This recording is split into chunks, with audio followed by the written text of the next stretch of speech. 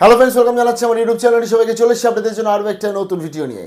আমাদের বর্তমানে যে কলেজ ভর্তি চলছে বা আজকে যে জয়েন্টের রেজাল্টের জন্য যে ওয়েটিং বা বিভিন্ন আজকে এন্ট্রান্স পরীক্ষা সেগুলোর জন্য যে বসে রয়েছে স্টুডেন্টসরা বা পিজি অ্যাডমিশন থেকে রিক্রুটমেন্ট বা যে এক্সপোর্ট মেরিট লিস্ট, সমস্ত দিক থেকেই আজকে যে ওয়েব সিরিজ হচ্ছে, আমরা তো আগেই শেয়ার করেছি আপনাদের কাছে।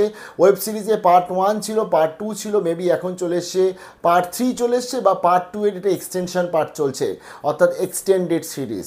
কেন বলছি এরকম? কারণ বর্তমানে আজকে হাইকোর্ট, তার পরবর্তী সুপ্রিম কোর্ট, আবার হাইকোর্ট, তার পরবর্তী সুপ্রিম কোর্ট, এবং এর মাঝখানে রাজ্য যে তাদের ডিসিশন সেটা একদম, যেটা আজ থেকে ধরতে গেলে লাস্ট ইয়ারও যেটা ছিল এবং 6 মাস আগেও যেটা ছিল, 3 মাস আগেও যেটা ছিল, আজকেরও সেটাই রয়েছে।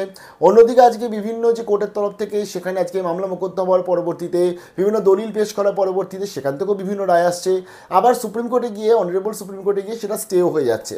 কারণ গতকাল ছিল 11 তারিখে, এবং গতকালকে একটা খুব ইম্পর্টেন্ট মামলা ছিল যে 140টা যে লিস্টকে স্টে করে দিয়েছিল আমাদের কলকাতা হাইকোর্টে ডিভিশন বেঞ্চ, সেটাই কিন্তু অনারেবল সুপ্রিম কোর্টে গেছিল এবং 28শে জুলাই পেয়েছিল আনস্টে। তার যে পূর্ণাঙ্গ হিয়ারিং সেটা হওয়ার কথা ছিল কিন্তু গতকালকের, অর্থাৎ 11th of August। কিন্তু তোমরা জানো দুঃখের বিষয়, সেই হিয়ারিংটা হয়নি। পরবর্তী সেটা নেক্সট ডেট দেওয়া হবে। নেক্সট ডেট নিয়ে একটা টেন্টেটিভ ডেট আমরা পাচ্ছিলাম, যেটা কম্পিউটার জেনারেটেড ডেট হচ্ছে 9 সেপ্টেম্বর 2025। তার মানে প্রচুর দেরি, অনেকটা সময় চলে যাচ্ছে, প্রায় 1 মাস হিসাব মতন। বাট এটাও তোমাদের বলেছি যে স্টেট কিন্তু তাদের তরফ থেকে রিকোয়েস্ট জানাবে অনারেবল সুপ্রিম কোর্টে, এবং তারা কিন্তু চেষ্টা করবে এই হিয়ারিংটা আগে থাকতে করিয়ে নেওয়া। এবং সেরকমই আপডেটও চলে আসছে, বিভিন্ন লিডিং নিউজ পেপার জানাচ্ছে যে এই উইকেই সুপ্রিম কোর্টে সেই মামলার হিয়ারিং হতে পারে, যেটা ওভার হয়ে গেছিলো বা ওভার হয়ে গেছিলো, সেটা অ্যাকচুয়ালি সেদিনকে শোনা হয়নি, অর্থাৎ 11th of August। যদি এটা হয় তো খুব ভালো আপডেট, তার ফলে এই সপ্তাহে আশা করছি প্রবলেম সলিউশন হবে।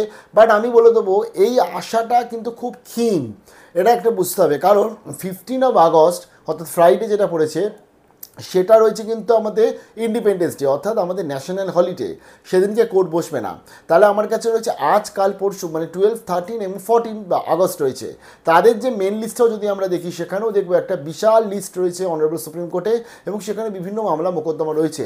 তো তার মধ্যে সিজিআই এটাকে এন্টারটেন করে আদৌ শোনে কি শোনে না, এটা আমরা দেখবো। অর্থাৎ ওয়েব সিরিজের আমরা এখন ধরতে গেলে ইন্টারভেলের পার্টে বর্তমানে রয়েছি, যে আদৌ কি সিজিআই শুনবে, আদৌ কি এই সপ্তাহে হবে, নাকি সেটা পরের সপ্তাহে চলে যাবে। মেবি ডেলি সোপের মতন বলছি না, তো সেটা নিশ্চয়ই দেখতে পাবো আমরা কি হবে। বাট বিচার ব্যবস্থার উপর কোনো ইয়ার্কি বা মজা কিছুই করছি না, মাফ করে দেবেন। জাস্ট বা কিছু এক্সপ্রেশন বা সেটাই শেয়ার করলাম, যে আলটিমেটলি কিন্তু স্টুডেন্টসরা টেনশনে রয়েছে, তার ফলে তারা ওয়েব সিরিজের মতনই পুরো ব্যাপারটাকে দেখছে এখন। এবার জানিয়ে দিই, আজকের হচ্ছে 12 আগস্ট, এবং আজকের ছিল আমাদের ওবিসির মেন মামলার হিয়ারিংয়ের date as per computer generated এবং অ্যাজ পার ডেটেড যেটা রয়েছে 12 আগস্ট 2025। ওবিসির মেন মামলা, এর মানে কি হচ্ছে 2024 সালে যে আমাদের কলকাতা হাইকোর্টের তরফ থেকে যে ওবিসি এ, ওবিসি বি এবং 2010-এর এক্সপেক্টেড 66টাকে আজকে ভ্যালিড করা, বাকিগুলোকে ইনভ্যালিড করে ক্যান্সেল করে দেওয়া, এই যে 2024-এ যে ঝড় উঠেছিল সেই ঝড়ে তো এখনও চলে যাচ্ছে আমরা। এটা হচ্ছে সেই যে ঝড় উঠে যাওয়ার পরবর্তীতে ওই অনারেবল কলকাতা হাইকোর্টের জাজমেন্টটাকে চ্যালেঞ্জ করে রাজ্য যে 2024 সালে স্পেশাল লিভ পিটিশন দায়ের করেছিল সুপ্রিম কোর্টে, এবং সেই মামলা ধরেই কিন্তু আজকে সমস্ত বাকি যাবতীয় যাদের কিছু হচ্ছে তার আজকে হিয়ারিং হওয়ার কথা রয়েছে অ্যাজ পার কম্পিউটার জেনারেটেড। কারণ যা মনে আছে নিশ্চয়ই আপনাদের, মার্চ মাসে স্টেটের তরফ থেকে কপিল সিব্বাল সিনিয়র অ্যাডভোকেট তিনি যখন দাঁড়িয়েছিলেন, তিনি বলেছিলেন যে অনারেবল সুপ্রিম কোর্টের কাছে যে আমাদের 3 মাস মতন সময় দেওয়া হোক, আমরা তার মধ্যে কিন্তু ওবিসি যে লিস্টেডগুলো রয়েছে সেগুলো তালিকাটাকে আমরা ফাইনাল করে নেবো এবং আপনাদের কাছে সাবমিট করব। এবং ফাইনাল তো তারা করে দিয়েছে, 140টা লিস্ট তাদের কাছে রয়েছে। তার ফলে আজকের মামলাটাতে যদি ক্লিয়ারেন্স হয়ে যেত, তাহলে কিন্তু আমাদের আর বাকি অন্যান্য সব কিছুতে কোনো প্রবলেম ছিল না। কারণ মেন মামলাটা যদি আজকের কিছু স্টে পেত বা 140টাকে যদি বৈধ করে দিত, তাহলে আর পরবর্তীতে কোনো প্রবলেমও ছিল না। দুঃখের বিষয় এটাই হচ্ছে, বর্তমানে কী হচ্ছে আমি জানি না। দুঃখের বিষয় আজকের সেই মামলাটা কিন্তু মেন লিস্টিংয়ে নেই, অর্থাৎ আজকে সেই মামলাটা নাও শোনা হতে পারে বা শোনা হবে না। তার ফলে অমলচন্দ্র দাস ভার্সেস বা ওয়েস্ট বেঙ্গল বা government of West Bengal versus Amalchandra দাসের যে কেসটা রয়েছে, যেটা আজকে ডেটেড রয়েছে, সেটা কিন্তু আজকে শোনা হচ্ছে না, এবং মেইন লিস্টেও নেই, সাপ্লিমেন্টারি লিস্টেও নেই। তো তার ফলে আরও একটা বাজে আপডেট, বাট এটা আমরা দেখছি, আশা করছি যে এই দুটো হিয়ারিং অর্থাৎ মানে 11ই আগস্ট এবং 12ই আগস্টটা মেবি যদি একসাথে হয়ে যায়, প্রবলেমটা সলিউশন হয়ে যায়, তাহলে খুব ভালো হয়। পরবর্তী কবে ডেট পাবো আমরা সত্যিকারে জানি না, এবং পরবর্তী কবেতে আমরা মোটামুটি জানতে পারবো যে মেরিট লিস্ট কবে আসবে সেটা আমরা জানি না।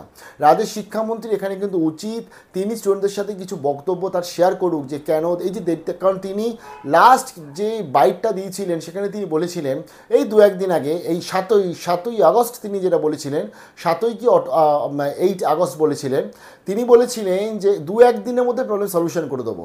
মাননীয় শিক্ষামন্ত্রী 2-1 দিন কিন্তু চলে গেছে, তাই প্লিজ আপনি কমিউনিকেট করুন, নাহলে স্টুডেন্টসরা ফ্রাস্ট্রেশনে চলে যাচ্ছে, তারা ফ্রাস্ট্রেটেড হয়ে পড়ছে। তাই এই রাজ্যের তরফ থেকে কিন্তু বা উচ্চশিক্ষা দপ্তরের তরফ থেকে কমিউনিকেট করা উচিত।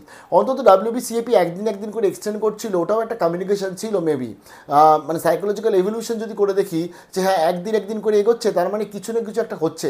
বাট বর্তমানে তো সব কিছু স্টপ, জিরো একদম, সেই 5 তারিখের লাস্ট যে নোটিশ, 4 তারিখের লাস্ট নোটিশ, সেখানে গিয়েই স্টপ হয়ে গেছে।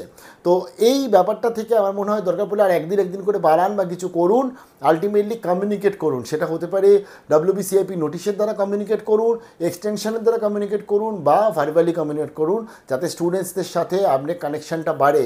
কারণ বর্তমান সিচুয়েশানে তারা কিন্তু ফ্রাস্ট্রেটেড, তারা কিন্তু বুঝতে পারছে না তারা কী করবে, এবং রাজ্য সরকারের উচিত এই বিষয়ে হস্তক্ষেপ করে প্রবলেম সলিউশন করা, স্টুডেন্টসদের শোনা উচিত, সবথেকে বড় জিনিস। ভালো থাকবেন, বেস্ট অফ লাক।